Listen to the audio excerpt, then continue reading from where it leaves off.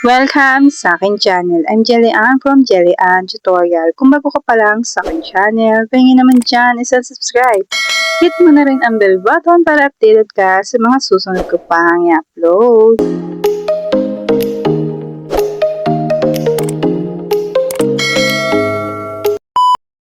For today's video, ganitong AI picture ang ating i-edit sa ating mga Gemini AI. Kaya kung interesado kayo, tapusin mo yung video na to dahil madali lang naman.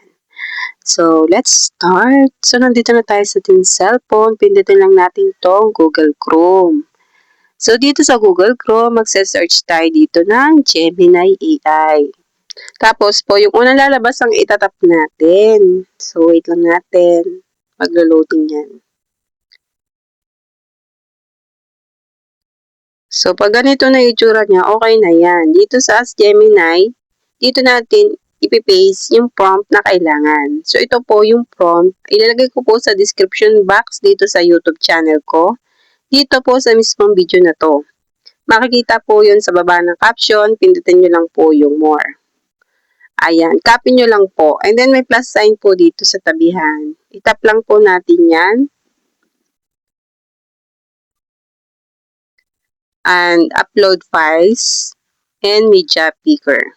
So, yung ibang cellphone, photos po nakalagay. Dito po sa cellphone ko, media picker.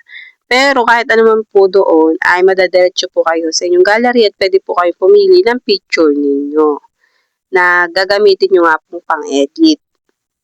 So, wait lang po natin mag-loading yung picture. Ayan. And then, itap lang po natin yung arrow dito sa baba. And then, wait lang po natin. Madali lang po mag-generate dito sa Gemini AI. Basta po tama po yung prompt na nilagay ninyo. So, yung prompt, pwede nyo pong i-edit kung may gusto po kayong alisin or idagdag, kayo na pong bahala. Pero, yung prompt po na ginamit ko na ito, ilalagay ko po sa description box. I-copy nyo na lang po. So, kayo na pong bahala mag-edit kung ano pong nga gusto nyo idagdag or ibawas diyan.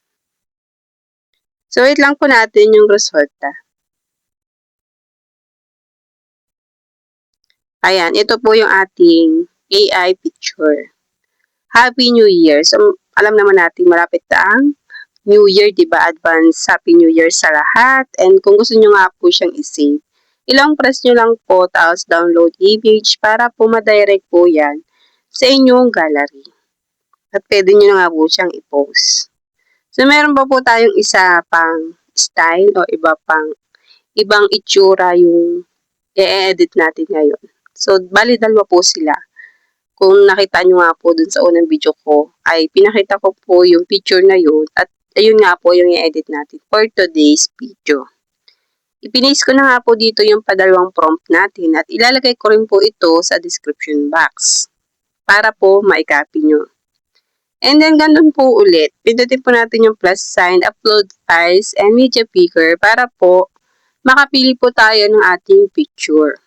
So, dahil kamukha ko naman po yung naging resulta dito, ay ganong picture po ulit yung ilalagay ko.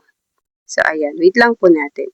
And then, pag okay na, itap lang natin yung arrow para mag-generate na yan. At wait lang natin yung resulta.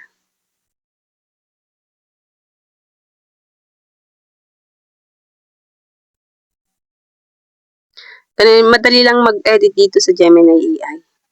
So, sa mga gusto po ng ibang mga prompt, ay pwede po kayong bumisita sa aking YouTube channel dahil marami po akong ina-upload about sa Gemini AI. At lahat po ng prompt na ginamit ko ay sinishare ko po at inilalagay ko nga po sa description box. At ito nga po yung pangalawa nating na-edit. Ayan. So, ganun lang po ulit ang pag-save. Ilang press nyo lang po download image para po ma-save po siya sa inyong gallery at pwede nyo na nga po siya i-post. So, sana po nasundan nyo po ang aking tutorial for today's video. And so, yun lang. Thank you for watching. Bye!